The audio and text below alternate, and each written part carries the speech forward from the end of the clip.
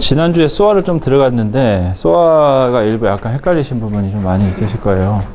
그래서, 사실 개념 잡는데, 그러니까 저는 시험 위주 계속 말씀드리지만, 이제 이 설명을 드리는 이유는 혼자 공부를 하시다 보면은 접근 자체가 좀 어려움이 있으세요. 그래서 어떤 식으로 시험이 나오고, 뭘 포인트로 해서 공부에 포인트가 잡혀야 되는지를 이해를 시켜드려야 되거든요. 아무리 수화책을 수십 번 읽어도 이해가 잘 안 돼요.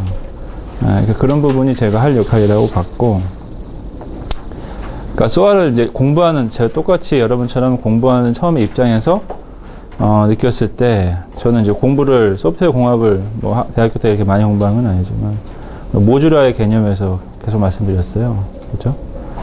결합도하고 응집도가 있다고. 원칙적으로 공부를 하셔야 됩니다. 코엔전과 커플링이 있다. 그래서 우리가 결합도 자체를 커플링이라고 하는데, 이 결합도라는 게 뭐죠?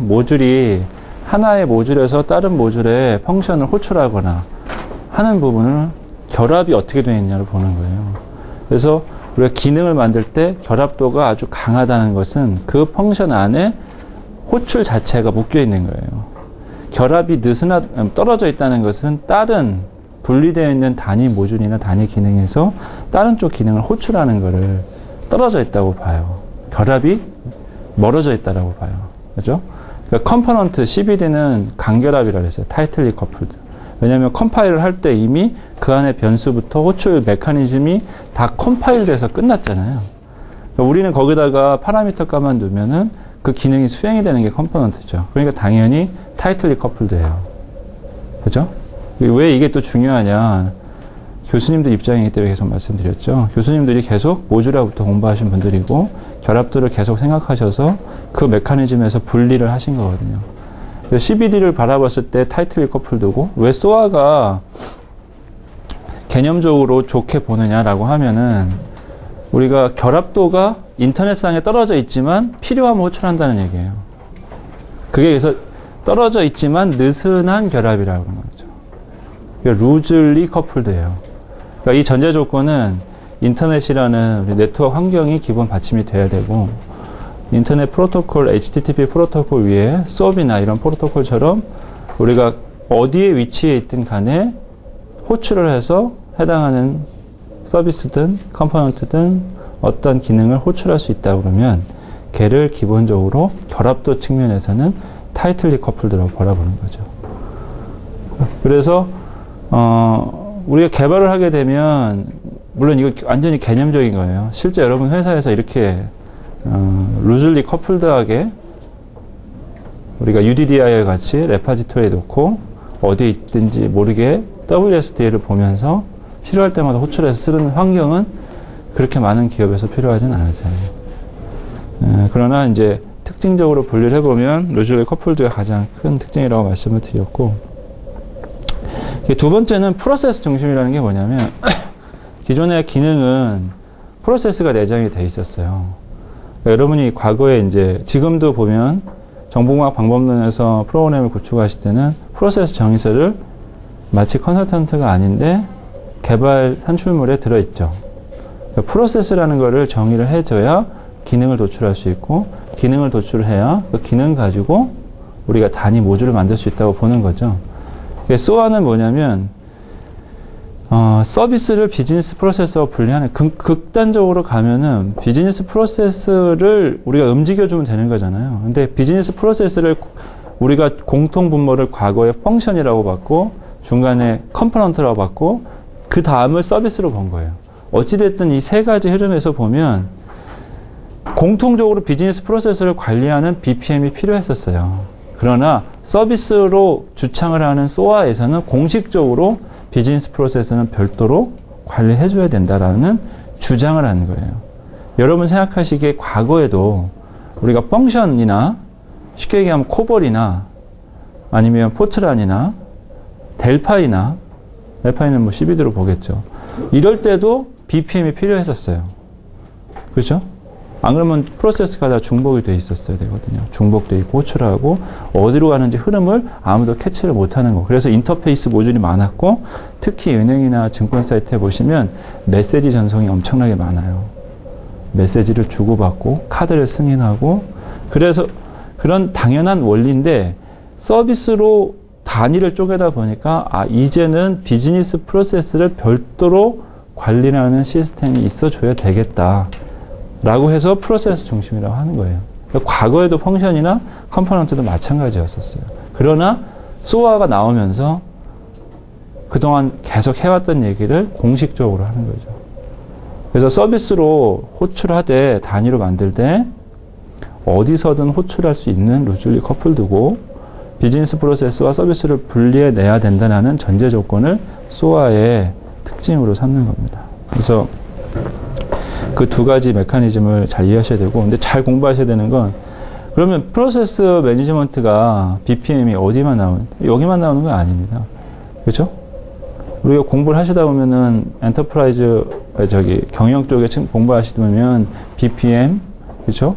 그 다음에 BAC, BRE, 그 다음에 워크플로우.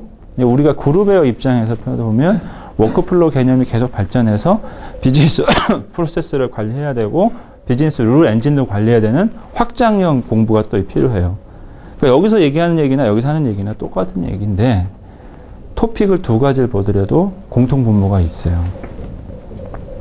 그런데 이제 소아를 계속 말씀드리지만 소아는 이렇게 분리된 아키텍처라고 했잖아요. 그러니까 소아의 특징 중에 한 가지가 브로커와 컨슈머가 나눠져 있다는 거죠. 그러니까 이거는 왜 생긴 거예요? 요 루즐리 커플드의 기본 사상인 거죠. 만든 놈 따로 있고 쓰는 놈 따로 있고 그거를 저장하는 놈 따로 있어서 만든 놈한테 가서 달라고 하는 게 아니라 중간에 브로커한테 저장되어 있는 UDDI한테 뒤져서 걔의 이용 방법만 내가 받아오면 걔를 가지고 호출할 수 있게 이런 3단계 아키텍처 구조를 가져가자. 이게 소아의 근본적인 사상이에요. 자, 다시 여기 들어가기 전에 중요하니까 소아는 기본이 지금 제가 빼고 얘기 안 한 건 서비스입니다. 이건 기본이기 때문에 제가 설명을 뺐는데 펑션에서 기능에서 모듈을 도출했잖아요. 그렇죠? 우리가 모듈을 하라고 했었어요. 그 다음이 컴포넌트였고요. 그 다음이 서비스예요. 그렇죠? 서비스 다음이 비즈니스 프로세스로 가는 거잖아요. 비즈니스로 가는 거잖아요. 그러니까 기본이 서비스이면서 이 서비스를 이용하는 이용 구조가 브로커와 컨슈머 프로바이더라는 세 가지 구조이고 이 구조를 지켜주다 보니까 우리가 루즐리 커플드 환경이 당연히 제공이 돼야 되고 그러다 보니까 위치 투명성도 필요한 거고 이걸 하기 위해서는 비즈니스 프로세스를 별도로 떼어내서 서비스를 호출하게끔 해야 된다. 그래서 뭐 지난주에 이 그림 가지고 많이 오해를 하실 수도 있는데 이것도 형상화되는 그림이에요. 그러니까 자, 이런 그림들이 다 어디서 따왔냐. 이 교재나 이런 대분들은 정보과학계지와 그 다음에 기고의 글 그리고 그 다음에 기출문제 이런 데서 따온 거예요. 그러니까 이거에 대한 그림을 반론을 제기하면 저도 반론을 제기할 수 있고 뭐 개념도기 때문에 100% 완벽하네 이렇게 볼 수는 없지만 여기서 보셔야 되는 거는 비즈니스 프로세스 계층은 분리돼야 된다는 거 첫 번째고 두 번째는 서비스 계층이 별도로 돼 있고 그 서비스 계층을 가지고 호출을 하는 개념이다 라는 개념을 여러분 이해하셔야 되고 우리가 공부를 하다 보면 이게 RT라는 경영 과목에 또 있어요.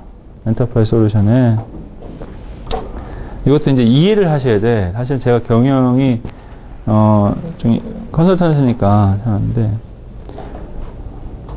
사이클론 모델만 항상 공부하시면 기억을 하세요. 근데 가장 이해하기 쉬운 거는 풀무원의 콩나물을 주문대 D-1체계로 가는 그러니까 근접 RT까지는 가지 못하지만 D-1체계까지 가는 게 목표예요. 풀무원이. 무슨 얘기냐면 그 슈퍼에 가가지고 콩나물하고 두부를 판매하는 다음 물량을 받아요. 그래야지 그걸 가지고 공장에서 찍어내거든요. 그걸 세일즈포스 오토메이션이라고 SFA라고 해서 각 판매하는 세일즈 요원들이 가가지고 며칠자 주문까지 받아낼 수 있느냐. 요게 생산 오더 시스템에 해당하는 부분이에요.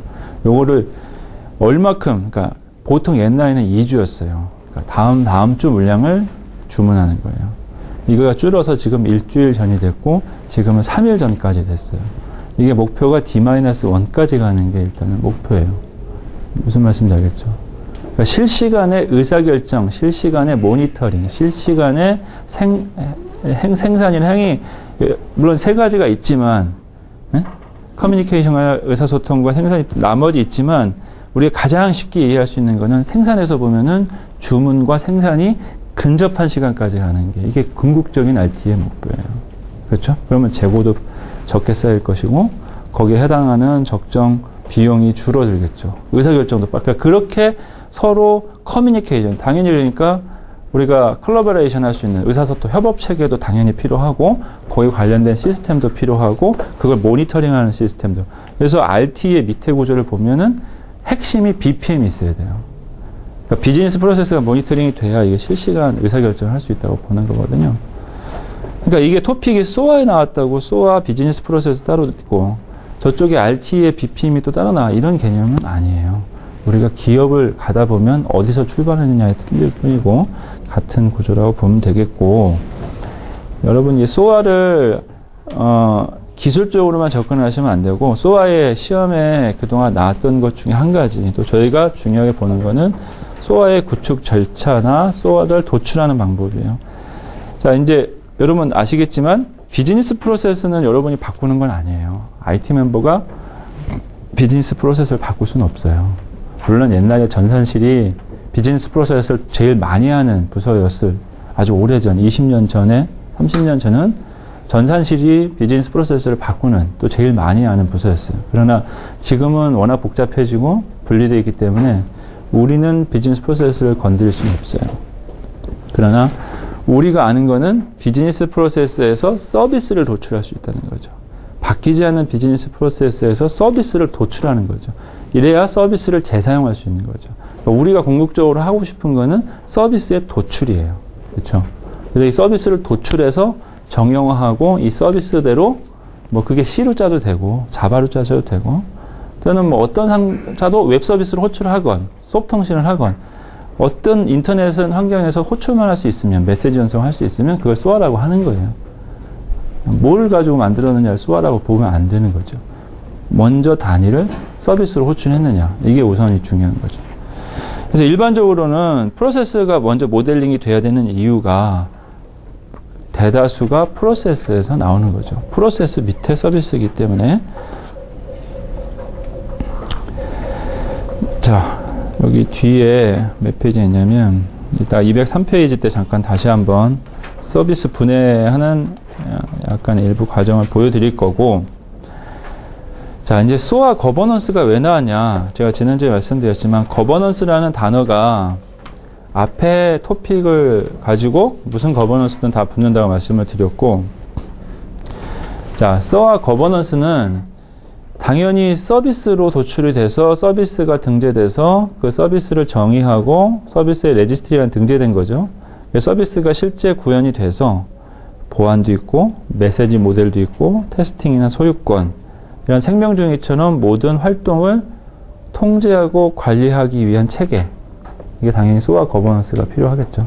제가 지난주에 말씀을 드렸지만 이거 저희가 HP에도 SOA 수윗이 있고 판매 제품이긴 하나 한국에 안 파는 이유는 요걸 관리하는 솔루션이거든요. 그래서 SOA 거버넌스가 필요하다. 근데 이제 얘기를 하다 보면은 얘기할 게 너무 많아요. 사실은 토픽을 공부하다 보면은 여러분 이제 거버넌스라는 이게 저는 이제 여러 가지 내용의 글들이 있고 정의도 있지만 어렵게 얘기하진 않고 저는 거버넌스를 한다고 하면 이렇게 집을 진다고 항상 얘기를 해요. 자, 우리가 보면은 집에 지붕이 있어야 되고 집에 뼈대가 있어야 되고 집에 주축 밑에 바닥 공사가 있어야 되잖아요. 그렇죠? 그 집이 나는 거버넌스라고 봐요. 그러니까 무슨 얘기냐? 거버넌스라는 것은 어떤 생각을 가지고 하느냐, 어떤 목적을 가지고 하느냐, 그죠? 비전이나 오브젝티브나 어떤 뭐 디렉션이나 방향성이나 그렇죠. 그러면 우리가 이걸 도대체 거버닝 하기 위한 대상이 필요해요. 뭘 할 거냐. 여러분 입장에서 만약에 여러분 재무 상태를 거버닝 하고 싶다. 그러면 뭐 수입, 지출, 뭐 아르바이트, 뭐 세금 이렇게 낼 수 있겠죠. 지금 만약에 우리가 IT 거버넌스를 한다. 그러면은 여기다가 여러분 마음이에요. 그렇죠?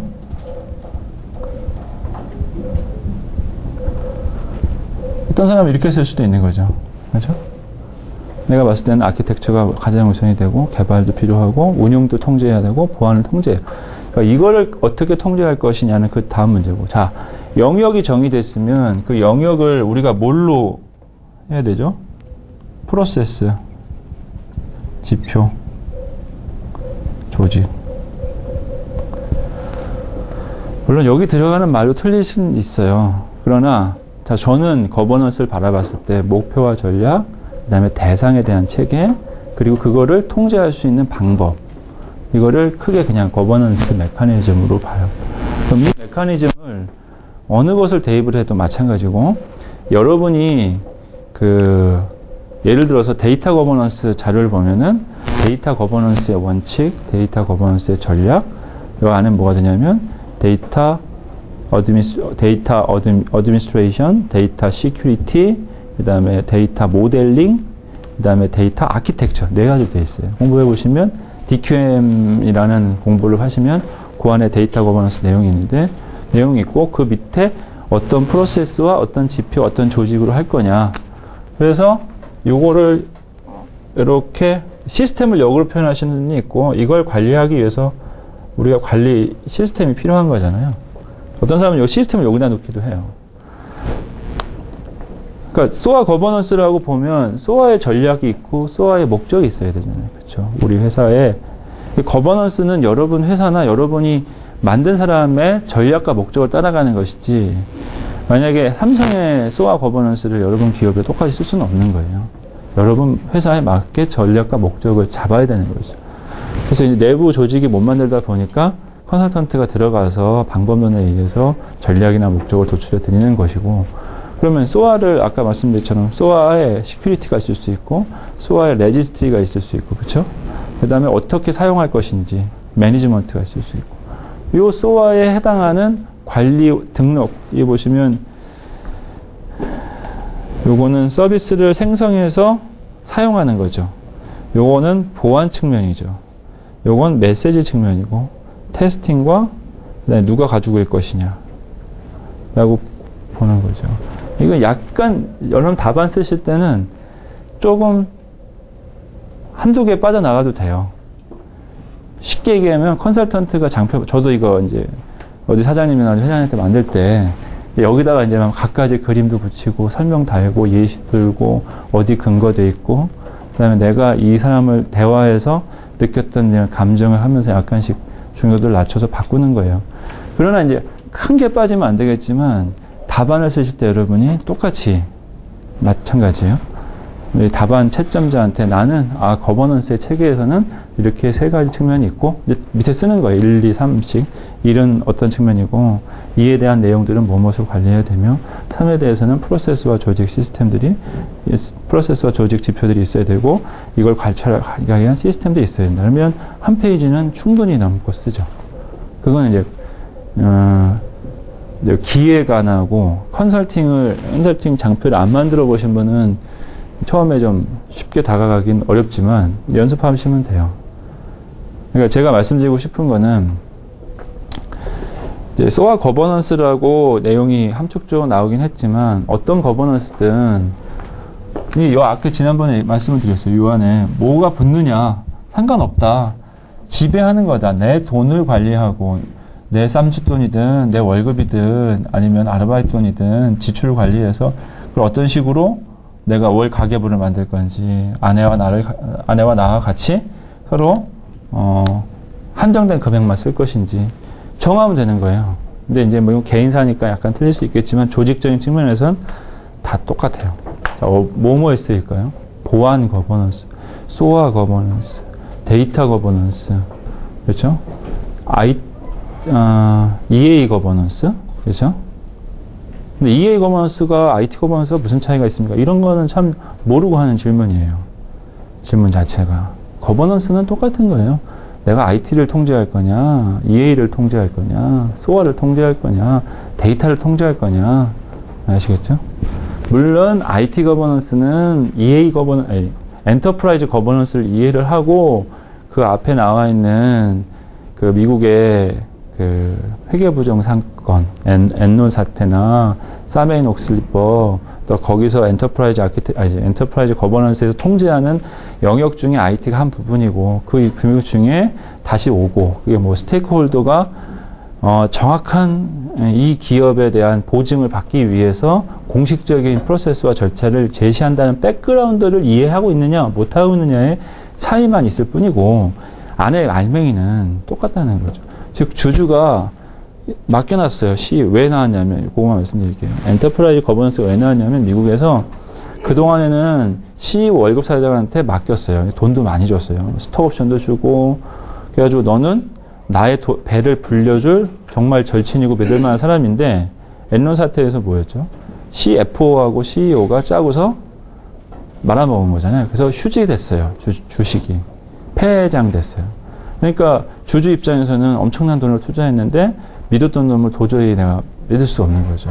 그래서 앞으로 네가 하는 절차, 네가 하는 지표, 네가 하는 영역들에 대해서 다음과 같은 영역들을 나한테 공식적으로 거버닝한다는 것을 뭘로 보여줘야 된다라는 게 엔터프라이즈 거버넌스예요. 미국에 출발했고 그 영역 중에 한 가지가 IT 거버넌스 영역이에요. 그 백그라운드만 틀린 거예요. 그래서 뭐 이제 그거를 이제 풀 때 IT 거버넌스 풀 때 앞뒤 설명을 좀 붙여주면은 가산점이 있기 때문에 그런 설명을 좀 더 하면 될 것 같고요. 자, 다시 소아로 넘어와서 소아 거버넌스를 그렇게 이해하시면 될 것 같고요. 계속 이제 비교라는 부분이 있어요. 그러니까 비교가 왜 나왔냐? 비교를 정답이나 단답처럼 맞추라는 의미에서 비교를 하라는 게 아니라 제가 계속 말씀드렸잖아요. 이게 왜 CBD하고 비교가 돼야 되는지. 옛날에 펑션에서 모듈화의 개념이 있었고 기능에서 그게 계속해서 응집도라는 계속의 개념이 바뀌어서 서비스로 온 것이고 이 컴포넌트는 프로세스 중에서 공통으로 사용할 재사용의 목적을 가지고 컴파일 되어 있는 그렇죠? 바이너리잖아요. 그렇죠? 그래서 여기 보시면 서비스 컴포넌트 중심이고 기능 컴포넌트 중심. 뭐 다행히 뭐 UML로 들어가고 이기종의 통합이 되어 있고 타이틀이 커플되고 되어 있다. 그래서 공개 인터페이스인 WSDL을 사용한다. 그래서 이때는 CBD 때는 봐보세요. 이 컴포넌트와 컴포넌트 간에 우리가 통신하려면 저도 옛날에 짰었어요. 저도 워낙 경력이 다양해서 제가 이제 벤처를 중간에 했었는데 이제 벤처를 하다 보니까 닥치는 대로 일을 하게 됐어요. 그래서 당시 한국통신에 들어가서 이제 내가 사장인데 제 직원을 데리고 개발자로 들어갔어요. 그래서 당장 돈이 이제 필요하니까 나보고 이제 통신 프로그램 짜라고 하더라고요. 그래서 FCD 코드를 분석을 해가지고 X.500으로 통신 메시지 모듈을 하는 거예요. 카드 승인 받는 거였거든요. 가입할 때. 그래서 제가 왜 말씀드리냐면 그 은행하고 통신, 카드 이런데 엄청난 메시지 전송이 있어요. 그래서 지금도 프로젝트를 보면은 메시지를 관리하는 시스템이 또 따로 있어요. 그러니까 카드사와 통신하는 부분. 이게 이제 과거에는 X.500에 메시지 전문을 보내서 받는 걸로 바뀌었지만 지금 이 소아 아키텍처에서 메시지를 관리하는 메커니즘을 솔루션까지 관리하는 형태로 갔어요. 그래서 왜 말씀드리냐면 컴포넌트와 컴포넌트는 메시지를 호출하려면 이거를 하기 위한 별도의 메시지와 메시지를 주고받는 별도의 모듈을 개발을 해야 되는 거죠. 이 CBD에서는 그 펑션이 컴파일되어 있지는 않아요. 그렇죠? 이 컴포넌트에서는 수행하고 다시 메시지를 호출하는 메시지 전문을 받아서 메시지를 다시 받아가지고 승인 받았다는 거를 이 컴포넌트에서 그러니까 수행이 되도록 별도의 메시지 상호 받는 부분이 필요한 거죠. 네, 해보시면 되겠고요. 또 하나는 이제 웹 2.0과 소아를 비교하라는 얘기가 있었어요. 참 여러분 생각하실 때 그러면 모듈과 모듈에 있는 기능에 있는 모듈을 가지고 CBD와 소화는 알겠는데 왜 2.0이냐? 요것도 이제 이해가 있어야 돼요. 단순적으로 이걸 외우면 안 돼요. 비교를 할 수가 없어요. 왜 이걸 비교를 시켰는지를 이해를 해야 돼요. 웹 2.0은 참여, 공유, 개방이라는 기본 개념도 있는 것이 아니라 웹 2.0에 보면은 개방 측면에서 오픈 API가 있고 오픈 API를 지키려면 WOA라는 웹 오리엔티드 아키텍처를 준수해 줘야 돼요. 그게 무슨 얘기냐면 우리가 지난주에 공부했지만 HTTP라는 것은 get과 push예요. 한번 이렇게 본 다음에 클릭하면 사라지고 다시 다 리로딩을 해오는 거예요. 그렇죠? 그게 왜 시작이 됐느냐면 또 원류적으로 가면 우리가 경량화된 웹을 만들어야 된다는 우리가 그 클라이언트 서버 방식에서 지향하고자 그 월드 와이드 웹 탄생이 된 거예요. 그러나 얘를 준수하다 보니까 기업용 어플리케이션에서는 문제가 있겠죠. 그렇죠? 그러나 인터넷은 통하지만 기업용 어플리케이션은 안 되는 거예요. 그래서 SOA를 하는 거예요. SOA는 수업 통신을 하는 거죠. 수업 통신이라는 것은 내가 필요한 펑션에서 필요한 서비스에서 특정 기능을 호출해서 기능이 완료되면 그 안에서 로직을 처리할 수 있는 HTTP 위에 SOAP 프로토콜로 개발을 하는 거예요.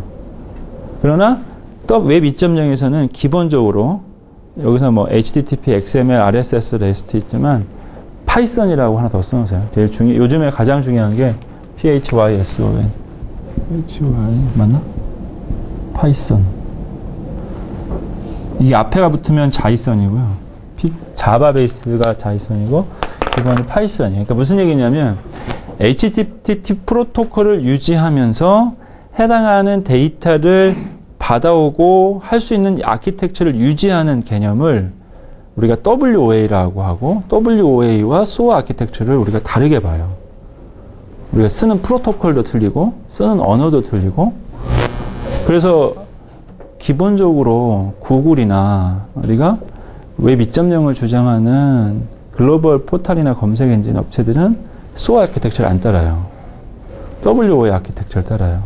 그래서 개발을 대부분 파이썬이나 자이썬을 가지고 하고 지켜주는 것도 그걸로 오픈 API로 개방을 해주고 기본이 HTTP와 XML을 기반으로 해요.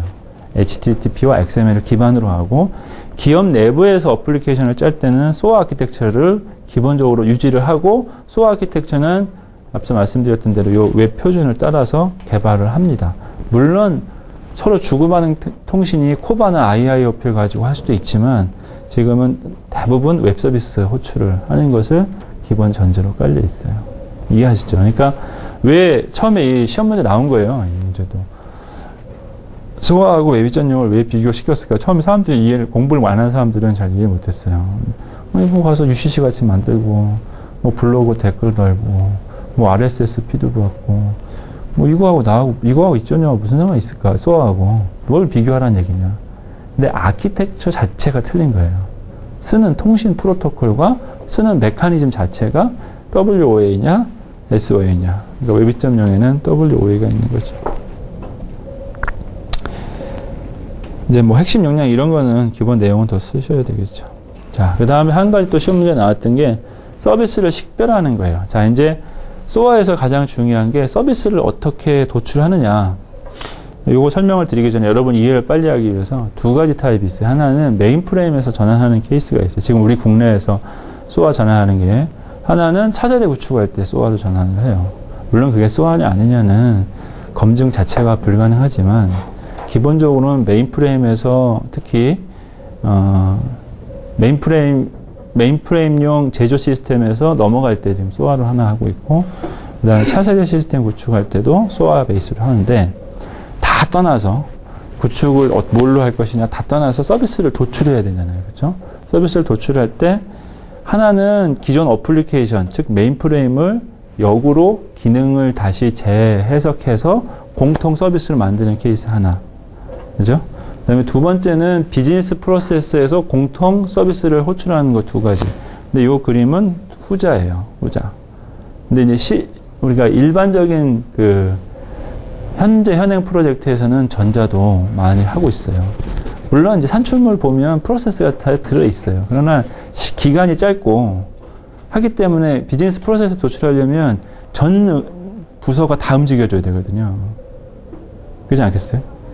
이게 차세대라는 거는 전 직원이 다 움직여주고 전 비즈니스에 있는 사람이 참여를 해서 TFT 구성이 돼서 거기서 프로세스 표준화부터 다시 하고 거기서 다시 서비스 도출하는 검증 단계까지 거쳐야 되는데 일반적인 메인프레임에서 넘어갈 때는 전체 시스템이 아니기 때문에 그런 방식으로도 한다고 제가 몇 기술사님한테 또 하신 분들한테 많이 들었어요. 물어도 받고. 근데 후자인 경우에는 처음에 이제 비즈니스 프로세스를 분해해서 서비스 후보를 식별하고 그리고 여기서 비즈니스 서비스를 유형을 분류한 다음에 그걸 가지고 재사용 대상이냐에 따라서 재사용 대상 서비스 정의를 합니다. 이 부분이 사실은 어디하고 연관이 되어 있냐면 제가 이제 ITSM과 서비스 그 SLA를 하다 보니까 SLA에서는 옛날부터 이게 했던 일인데 또 어디서나 있냐면 엔터프라이즈 아키텍처에 또 있어요. 엔터프라이즈 아키텍처에 보시면 비즈니스 아키텍처와 어플리케이션 아키텍처가 있어요. 그래서 비즈니스 아키텍처가 비즈니스 프로세스고 어플리케이션 아키텍처가 사실은 SOA의 서비스 유형과 비슷한데 그래서 여기서 보시면 비즈니스 프로세스를 쪼개야 돼요. 일단은. 그러니까 비즈니스 프로세스가 레벨 1 그룹이 있고 레벨 2가 있고 레벨 3가 있어요. 프로세스 꼭 산출물을 보시면 비즈니스 1 그룹에서 안 돼 있으면 2 그룹으로 또는 3 그룹으로 정제를 한 번 더 내리셔야 되고 거기서 서비스 오퍼레이션 후보를 식별해야 돼요. 이 중에 우리가 어떤 서비스를 도출할 거냐. 쉽게 얘기하면 카드 대출이다. 카드 대출 밑에 개인 심사다. 그러면 개인 심사 부분을 우리가 공통 서비스로 도출할 수 있느냐라고 생각을 하시고 오퍼레이션 후보로 식별하셔야 되고 그 중에 비즈니스 서비스 해당하는 비즈니스 서비스를 확정하시고 이제 재사용 대상 서비스 있느냐에 따라서 어플리케이션 서비스로 정의하실 수 있습니다.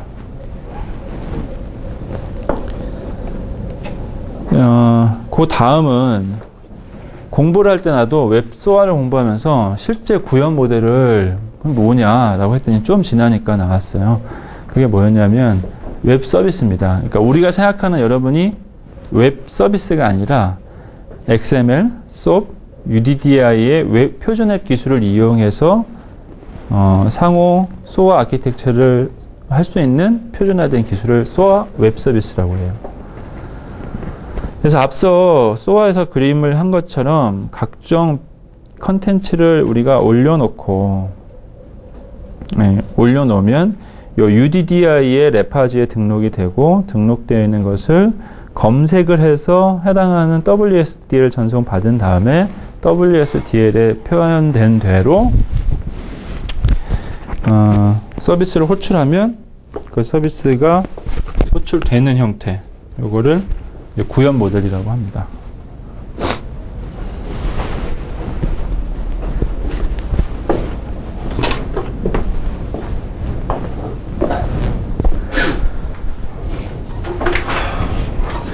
그래서 오늘 이따 설명을 좀 많이 할 건데 XML의 이기종에 대한 포맷을 우리가 태그가 표현되어 있지 않은 태그를 정의해야 되는 XML로 기본적으로 잡았고 메시지의 전송 규약을 SOAP 프로토콜 통신을 합니다. 그리고 해당하는 서비스를 호출하는 방식을 웹 서비스 디스크립션 랭귀지라는 걸로 표현을 해서 웹 서비스를 호출할 수 있게끔 WSDL을 정의를 합니다. 그러니까 기본적으로 이 웹 서비스에 대한 상세 기술은 우리가 HTTP 위에 올라가는 SOAP 통신을 합니다. 그러니까 SOAP 통신에서는 기본적으로 정보 메시지를 주고받는 프로토콜이기 때문에 예를 들어서 80포트를 통해서 넘어갈 수 있어요. HTTP 80으로 넘어가기 때문에 방화벽의 정책이나 해당하는 문제에서 막을 수 있습니다. 넘어갈 수 있습니다. 근데 과거에는 코바나 IIP 같이 이 별도의 다른 프로토콜을 사용했는데 대부분은 지금 SOAP으로 통일합니다. UDDI는 쉽게 얘기하면 레지스트리고 이 해당하는 등록된 WSDL을 검색하고 걔를 확인해서 지금 관리할 수 있는 UDDI 메커니즘이 있고요. 그다음에 세 번째는 웹 서비스를 이용하기 위한 XML 형식의 인터페이스 사양이에요. 어떻게 호출할 것이냐, 어떻게 불러낼 것이냐를 정의하는 웹 서비스 디스크립션 랭귀지가 있습니다.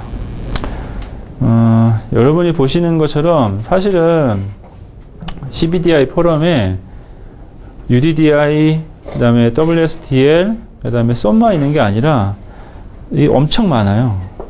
특히 시큐리티 부분이 엄청 많고, 근데 뭐 지난번에 우리가 뭐 배웠죠? 시멘틱 웹 처음에 공부한 것처럼 시멘틱 웹에서는 그 아직 표준화돼야 될 대상을 정해 놨지만 여기에서는 리스트처럼 우리가 기본적으로 웹 서비스를 이용하기 위한 다양한 표준들을 잡았어요. 이걸 다 외우실 필요는 없습니다. 근데 보시면 기본적으로 HTTP 위에 서브로 간다라는 기본 메커니즘이 있고요. 그 다음에 인터페이스 자체를 우리가 가장 중요하게 보는 걸 WSDL로 봤고, BPEL4 WS가 있어요. 비즈니스 프로세스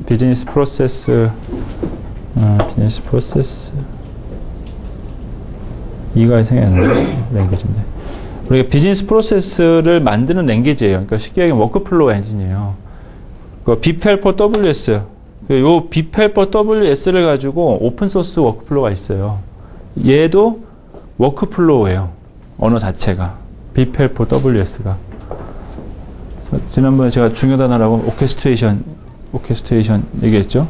클라우드에서도 오케스트레이션이 필요하고. 그러니까 인터넷에 떨어져 있는 상태에서는 다 나눠져 있기 때문에 이분들을 이렇게 모아서 통제하고 제어할 수 있도록 하는 걸 오케스트레이션이라 하고, 웹 서비스의 표준 중에서는 오케스트레이션, 즉 워크플로우를 BPEL4 WS라는 형태로 가져갑니다. 그 다음에 디스커버리 자체를 UDDI 레지스트리에 등록을 해서 관리할 수 있게끔 했고요. 자, 시큐리티는 또 여러분이 공부하셔야 될 단어 중에 페더레이션이라는 또 단어도 있어요. 페더레이션. 연합이라는 거예요, 연합. 이게 무슨 얘기냐면, 내가 한국에서 인증을 받았잖아요. 주권이. 그러면, 이게 뭐죠? 아니다. 내가 대한항공에서 마일리지를 쌓았어요. 근데, 여기, 아메리칸 에어라인에 탔는데, 좀 어떻게 안 될까? 근데 지금은 연합 스카이팀이에요. 연합돼 있어요. 페더레이션. 그래서 내가 여기 마일리지가 스카이패스 마일리지로 쌓여요. 이거 연합이라고 하는 거예요. 그러니까 페더레이션. 우리가 아이디 입장에서 보면은 나의 인증을 A와 B와 C, D를 다 나눠져 있잖아요. 지금 웹사이트가 나눠져 있고 관리체가 틀리기 때문에 걔네를 묶어가지고 하나처럼 연합으로 관리해 줄 수 있는 체계, 이걸 페더레이션이라고 해요. 그래서 앞으로 공부하실 단어 중에도 Federated Identity, 이걸 WS Federation이라고 하는 거고, 그 다음에 나머지는 다 외우면, 옛날에 저도 공부할 때 이거는 꼭 나올까 말해서 이걸 어떻게 다 외우나 했는데, 그냥 제가 말씀드렸던 대로 HTTP에 수업 통신을 하는 것이고, 웹서비스 디스크립션 랭귀지를 가지고 BPEL이라는 BPEL4 WS라는 별도 웹서비스용 워크플로우 엔진이 있고, 그리고 또 UDDI라고 해서 별도 레지스트를 가지고 등록을 해주고, 기본적으로 시큐리티나 페더레이션을 가지고 보안 정책을 가져간다. 이게 CBDI 스테이구나. 이 정도까지만 이해하시면 됩니다. 나머지는 외울 필요는 없습니다. 자, 이제 소아를 하다 보니까, 자, 그러니까 소아에 또 재밌는 게 하나가 메시지 기반이라는 거죠. 소비라는 게 아까 계속 메시지를 주고받는 거잖아요. 그렇죠? 프로토콜. 그러니까 무슨 얘기냐면, 기능은 서비스는 서비스대로 그 안에서 기능을 하고, 얘하고 떨어져 있는 얘하고는 뭘 하는 거죠? XML로 메시지 전문을 보내는 거예요. 소프 프로토콜 위에다가. 개념 자체가. 그러니까 저는 여기 있고 선생님은 이쪽에 있으면 사람하고 똑같아요. 선생님 저기 핸드폰 꺼주세요. 그러면 이 메시지가 가는 거잖아요. 가면은 선생님이 이게 인보코 돼서 핸드폰을 꺼라는 얘기구나. 핸드폰 끈 다음에 껐습니다라고 나한테 메시지가 오면 껐구나. 쉽게 하면 이런 얘기예요. 우리가 수업으로 통신한다. 근데 기능은 나한테 다 있는 거죠. 여기 있는 거지 이 주고받는 거에 기능은 아니에요. 이해했어요? 이 주고받는 거에 이 안에서 기능이 있는 건 아니에요. 가다가 저 화장실 갔다가 들어와가지고 뭐 좀 먹다가 얘기한 게 아니잖아요. 그렇죠? 메시지라는 거는 순수하게 메시지인 것이지 펑션이 그 안에 들어있는 건 아니에요. 그래서 우리가 메시지 드리븐 아키텍처가 메시지가 기본이 드리븐이에요. 소아는. 그렇죠? 뒤에 조금 더 나간 게 뭐냐면 이벤트 드리븐 아키텍처가 있어요. 우리가 지금 이 소아 아키텍처는 기본이 메시지인데 이 메시지가 워낙 많다 보니까 보시면 엔터프라이즈 서비스 버스라는 아키텍처가 나왔어요. 시험에 안 나옵니다. 모의고사는 주구장창 나왔습니다. 여기 보면 기출문제, 제가 여기 표현해 보면 기출문제 앞에 있는 거는 있는 거고 여기 기출문제 이건 없는 거거든요. 없잖아요. 그쵸? 기출. 이제 안 나온 거예요. 이게 딱 저도 여러 번 강의하다 보니까 이 웹 서비스하고 ESB 이런 거는 너 워낙 공부를 많이 해. 모의고사형 완전히.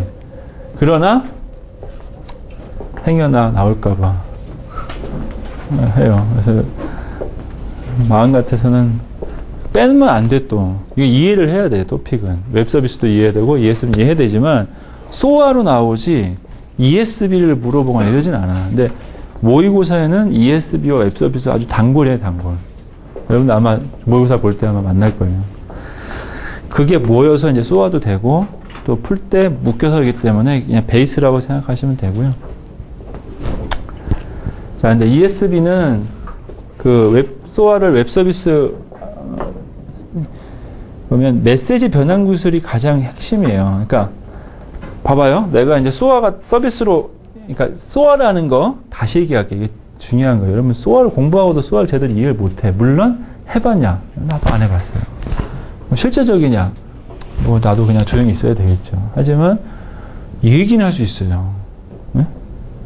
잘할 수 있느냐? 내가 소아 프로젝트 맡아서. 그건 내가 장담 못하겠지만 내가 어디 가서든 개념을 정확하게 이해하고 있으면 누구하고도 길소가 된 다음부터는 그건 장점이 있어요. 제가 통신의 통짜도 모르거든요, 사실은. 공부한 적도 없고, 네트워크도 모르고. 그러나, 이걸 공부하면서, 이제 공부하면 여러분이 잘 하셔야 되는 게, 암기는 절대 아니에요. 이 공부는. 이해를 해야 돼. 그리고 반복을 하면 이해가 돼. 또 한 가지는, 말로 안 하고, 글로 써보면 이해가 돼요. 참 공부에 묘미가 있어요. 나도 공부 진짜 안 좋아하는 스타일이거든요. 근데 내가 이 기술사를 공부하면서 체득한 게 한 가지가 있는데 공부가 재밌다. 나 어느 순간 이 독서실에서 혼자 막 공부하다가 이 공부가 재밌는 거구나. 이거 확 느꼈어요.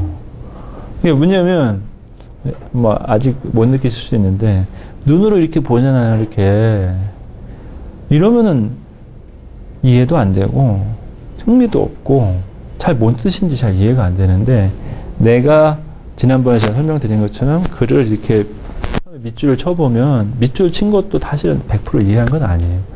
이거를 내가 서브노트로 내가 정리를 하다 보면은 이게 이런 짓이 이런 의미구나. 이런 해석이구나. 이런 연관관계가 있는 거구나. 막 재밌어요. 제가 아주 안 좋은 스타일, 이렇게 공부에 별로 안 친한 스타일은 여러분도 똑같아요. 그러니까 공부가 제일 재밌어요. 이런 말 들어봤잖아요. 그 이해가 된다니까요. 우리가 이제 요 기준 있어요. 저도 지금 골프를 시작한 지가 이렇게 오래되진 않았는데, 제가 좀 나오거든요. 그것도 한 세 번째 가서 90에 들어갔으니까. 골프 안 하시는 분들은 잘 모르시는데, 우리가 이제 싱글을 목표로 해요, 대부분. 네? 근데 저는 딱 시작할 때, 티칭 프로가 된다라고 잡았어요. 제가 왜 이걸 말씀드리냐면 깊이가 차이가 있어요. 뭔가 체득을 하려면 우리가 이 수준에 여기서 더 내려가 줘야 돼. 여러분의 목표 수준보다 더 내려가 주면은 몰랐던 사실을 알게 돼요. 그래서 제가 목표를 그렇게 잡다 보니까 하여튼 뭐 그건 별개 얘기고 공부도 마찬가지인 것 같아요. 지금 이제 여러분 힘드시긴 하지만 조금 더 내려가 보면 아 공부가 재밌다는 사실을 느끼실 수가 있을 것 같고요. 자, 그래서 엔터프라이즈 서비스 버스는 소아가 이제 하다 보니까 계속 다시 말씀드려요. 소아의 원칙이 뭐냐면 서비스예요. 서비스를 묶어주는 거. 자, 이 서비스를 묶어주다 보니까 저 옛날부터 응집이라는 기준으로 해서 바뀌었다고 그랬죠. 그럼 얘가 소아의 기본 사상은 뭐냐면 만든 놈, 쓰는 놈, 등록된 놈. 틀리고 얘네들 간에는 네트워크로 멀리 떨어져 있어요. 그래서 루즐리 커플링 한 거고. 그쵸? 그러면 얘하고 쓰려면 기능은 중간에 있으면 안 돼. 그러면 기능은 다 이쪽에 있어야 되고 서로 메시지만 주고받는 거예요. 그러니까 메시지를 주고받으려니 이놈 저놈 엄청 많겠죠. 그러니까 중간에서 한 놈이 관리하자. 이게 엔터프라이즈 서비스 버스예요. 그러면 메시지를 한 놈이 관리하려면 내가 받았어요. 나한테만 얘기해. 나한테 얘기하면 내가 다 얘기해 줄게. 그러니까 그래서 뭐 여기 인프레버에 있는 분들이 오셔서 인프레버 질문 있다면 나한테만 얘기하세요. 나한테 얘기한다면 그러면 선생님 저 학생이 저렇게 저 수험생이 뭐 질문을 합니다. 그 답변 이렇게 답변 드렸어요. 그렇죠? 이게 뭐죠? 라우팅이에요. 그러니까 메시지 라우팅이라고 하는 거죠. 근데 선생님이 대놓고 싹 욕을 해. 학원을. 더럽고 치사하고 다시는 이 인간들 특히 그 이영임 팀장이라는 그 여자 완전 개판이야. 내가 그대로 전달하면 안 되잖아요. 그렇죠? 그죠? 내가 똑같이 야 너 개판이란다.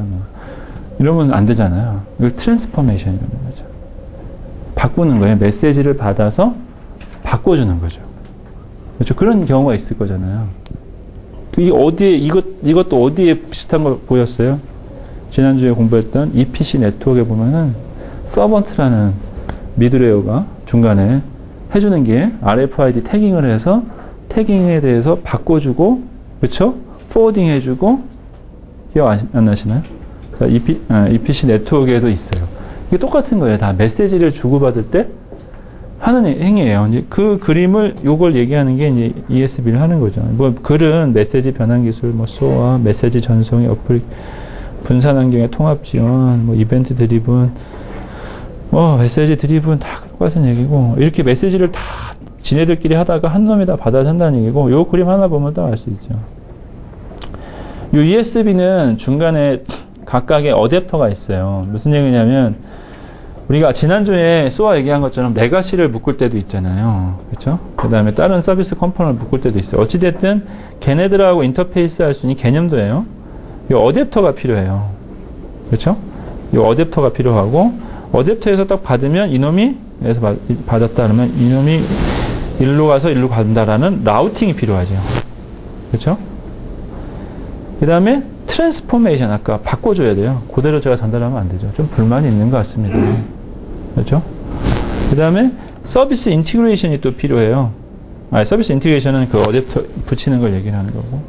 그래서 자 메시지의 변화를 예를 보시면 처음에 프로덕트 아이디와 퀀던티와 타겟 딜리버리 데이트가 나왔는데 얘를 쪼개는 거죠. 2006년 3월 27일하고 요거를 트랜스포메이션이라고 이걸 보고 하나를 더 만들 수 있어요. 이거 아규멘테이션이라고 그래요. 그러니까 프로덕트 아이디를 보고 어떤 회사인지를 우리가 정보를 더 추가해 줄 수 있어요. 그걸 아규멘테이션이라 한다. 자, 이게 왜 시험 문제 안 나오느냐 모르겠어요. 나올 수도 있어요. EPC처럼. 뭐 뒤에 다 뭐 컨텐츠 베이스 라우팅의 메시지 안 나왔었느냐 그동안. 제가 보기엔 되게 중요하거든요. 중요한데 왜 안 나왔냐면 국내에서 이걸 가지고 장사하시는 회사가 있어요. 티맥스라는 회사가 있어요. 이 티맥스라는 회사에서 주로 이 장사를 하셨거든요. 그래서 들어가서 이제 메시지 주고받는. 당연히 이거는 은행이 주목적이에요. 우리 회사에서 생각해서 하나의 회사에서 소화를 했다고 하지만 영업부서하고 그렇죠? 회계부서하고 메시지를 주고받아요? 그럴 일은 없어요. 기능으로 그냥 개발하면 되잖아요. 그렇죠? 아무리 소화를 할지라도 메시지를 주고받고 이렇게 하진 않는다고요. 근데 은행은 지주사가 갈 때는 은행과 카드와 보험과 그렇죠? 그 위에 금융갈증원과 타은행과 이체도 있잖아요. 다 메시지예요. 그러다 보니까 이 엔터프라이즈 서비스 버스가 반드시 필요했고 대다수 국내에서 이제 그 회사가 영업을 해서 이걸 들어가서 개발을 했어요. 지금은 이제 거의 없어지는 회사가 돼버렸지만 의미는 그런 의미가 돼요. 그래서 교수님들이 차세대에 다 들어가 계시거든요. 자문위원으로. 저도 이제 차세대에 들어가서 자문위원 그 전체 PMO 회의 하면은 교수님들 오세요. 교수님들이 이 문제점들을 좀 알고 계세요. 이놈들이 만들고 판 게 아니라 들어와서 팔았구나. 아니, 팔고 들어왔구나. 그래서 들어와서 만든다는 걸 알고 있어서 그래서 안 내시는 것 같기도 하고. 하여튼 개념은 상당히 중요하고 국내 은행권이나 이런 데 상당히 중요한 개념이고 좋은 개념인데 그동안 기출이 안 나왔다. 그렇다고 안 나온다는 보장은 없다. 또 하나는 뭐냐면 SCA라는 게 있어요. SCA는 뭐 공통 언어는 아니에요. 그런데 학회지에 누가 한번 기재를 했어요. SCA. 그러니까 우리가 학회지 공부를 한다고 했잖아요. 근데 뭐냐면 그러면 우리가 다 웹 서비스로 왜 기본적으로 다른 언어는 못 쓰느냐. 그러면 기존에 개발된 건 어떻게 하느냐. 그래서 컴포넌트를 서비스로 랩핑하자. 호출만 할 수 있게 해주자. 여기 SCA예요. 그러니까 기존 건 유지하고 컴포넌트 유지하고 컴포넌트를 위에 웹 서비스 디스크립션 랭귀지를 가지고 호출할 수 있게 랩핑을 한번 하자. 요게 서비스 컴포넌트 아키텍처입니다. 그런 개념이다라고 보십니다. 그 다음에 한 가지 더 하면 EDA 아키텍처가 있어요. 우리가 이제 EDA는 가장 쉽게 이해하시면은 SMS, 그러니까 서버 관리 시스템, NMS, 네트워크 관리 시스템 보면은 설정을 딱 걸어놨어요. 그러면 걔는 만약에 CPU가 SNS에서 99%를 친다. 여기에 딱 걸어놨어.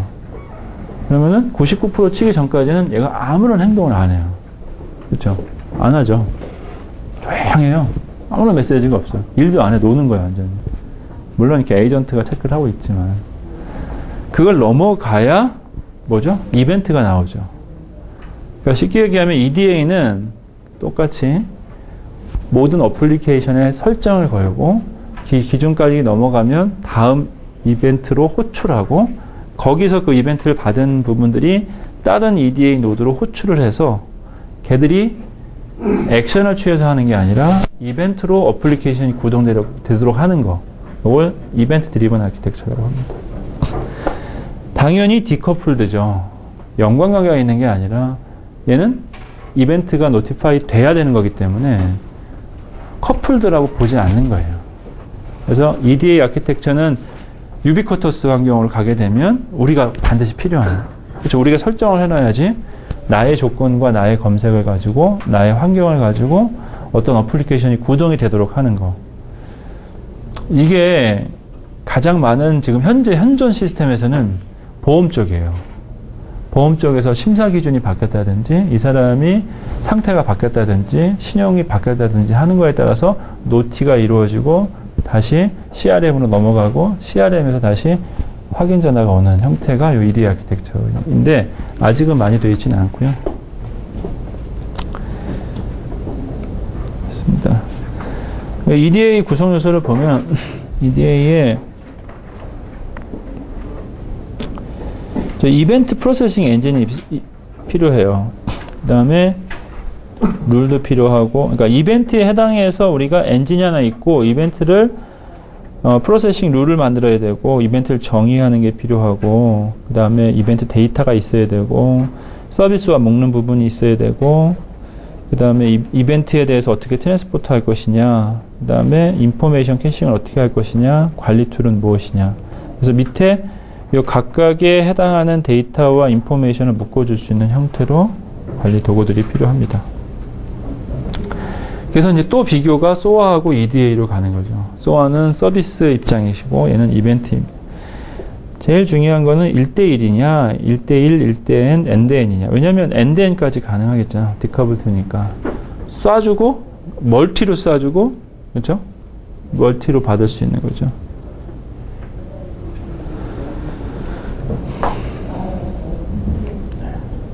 자, REST.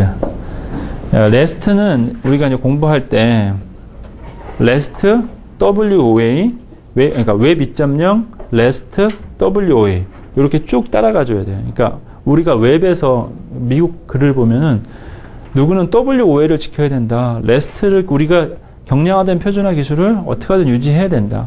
이걸 가지고 구글을 우리는 지원을 하자. 그죠? 아니다. 우리는 아마존처럼 해당하는 거를 아마존도 될 수도 있고 아니면 클라우드 하는 사업자들이 있어요. 클라우드 사업자처럼 우리가 SOA 아키텍처를 가지고 우리가 웹을 변환돼야 된다. 언제까지 경량화된 웹을 우리가 준행해야 되느냐. 아니다.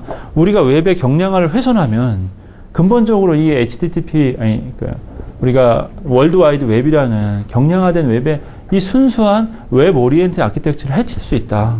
그래서 우리가 오픈 API를 만들 때는 가급적 이 WOA와 REST의 기술을 유지해야 된다. 라는 두 가지 부류가 있어요, 미국에서.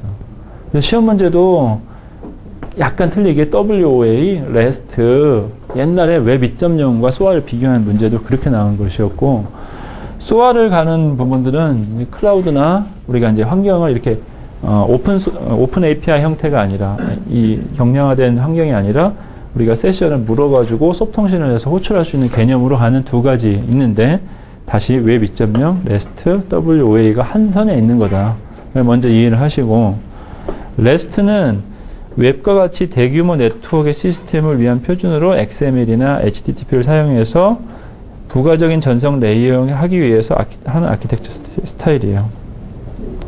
보시면 자원을 명신을 하면 결국은 얘는 get이나 put이나 post, put, delete. 쉽게 얘기하면 자원과 동사가 주고 받고 하는 거예요. 한마디로. 던지고 받고 하는 거예요. 대상에 대해서 던지고 받고 하는 거예요. 네? 세션을 유지해서 얘를 행위를 하는 게 아니라 자원을 가져올 거냐 말 거냐를 처리 동사에 의해서 하는 거예요. 다만 이 컨텐츠 타입을 XML로 할 거냐, JSON, 여기 잘못 썼네. JSON. 컨텐츠의 타입을 XML이나 JSON이나 이런 컨텐츠 타입을 HTML이나 XML이나 컨텐츠 타입 뭘로 할 거냐. 쉽게 얘기하면 자원을 우리가 뭐 yara.com의 프로덕이다. A 프로덕을 가져와. 뭐죠? 동사예요. put, get, 지워. 그렇죠? 자원을 동사로 던지는 거예요. 무슨 얘기예요? 동사로 던지기 전까지는 행위가 안 일어나요. 더 쉽게 얘기하면 여러분이 클릭하기 전까지는 아무런 액션이 안 이루어져요.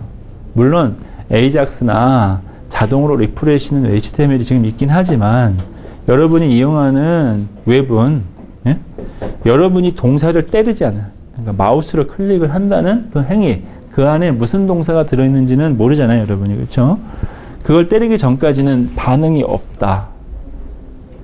이게 경량화된 웹의 기본이에요. 없다. 세션도 연결이 안 돼 있다. 근데 여러분 생각해 보세요. 옛날에 CBD 우리가 델파를 짰다. 화면 딱 띄우잖아요? 그건 뭐죠? SQL 커넥션이 딱 붙어 있는 거예요. 이미. 그렇죠? 그러면 거기서 이 부분에서 우리가 아래 위로 움직이면 어떻게 해요? 데이터를 가져오죠. 막. 땡겨오죠. 네?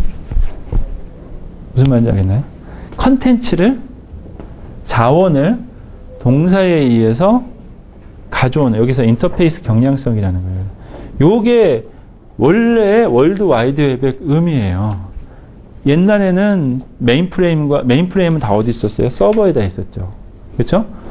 CBD는 뭐였어요? 다 여기서 묶어놓고 PC에다가 엄청나게 큰, 지금 뭐 고사양이니까 문제 없죠.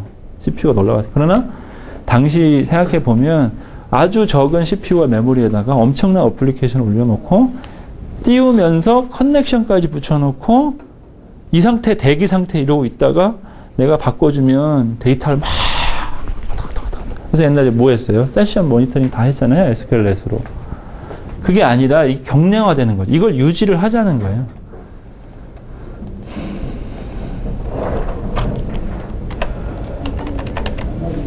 죽었네. 아이고. 자, 좀만 더 하고 자, 어디 갔어? 레스트. 자, 그래서 아까 말씀드렸던 대로 자원과 처리 동사에 해당하는 부분 있을 것이고, 주로 비교는 REST하고 SOAP이에요. 앞선 설명드린 걸로 보시면 될 것 같고, 대부분 REST하고 SOAP을 HTTP와 SOAP 서버, SOAP 프로토콜로 해요. 그러니까 보면 HTTP get을 하면 해당하는 URL에 웹 서버에서 이 해당하는 부분을 파싱해서 HTTP 리스판스로 던져줘요.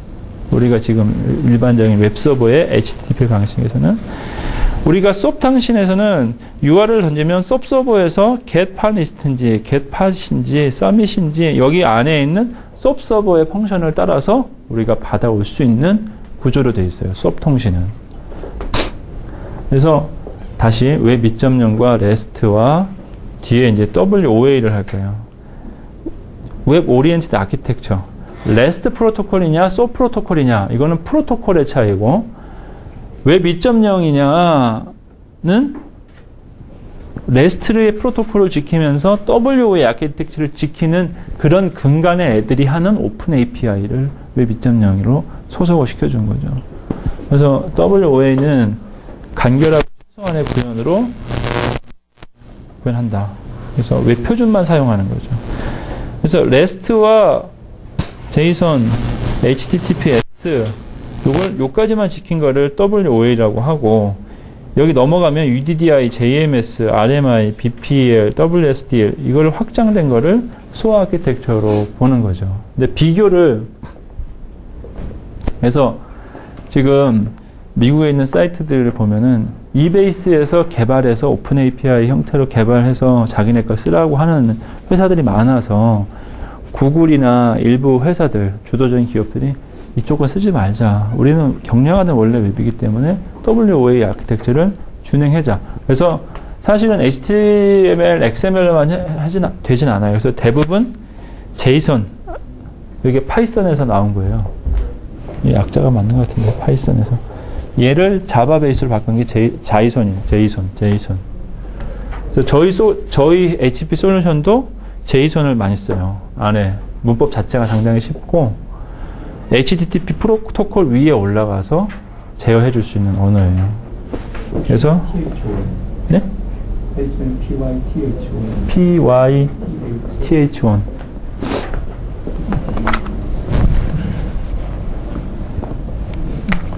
PYTH5N인가요? 네, 파이썬 합니다. 그래서 여러분이 이제 공부를 파이썬과 제이슨 공부를 만약 개발하시는 쪽이라면 꼭 하셔야 되는 현재 언어 중에 가장 중요한 언어로 좀 되어 있습니다. JSO.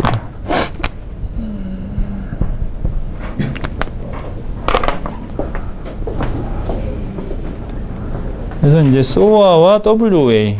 그래서 뭐 SOAP이냐, HTTP, REST, XML이냐 이렇게 됩니다.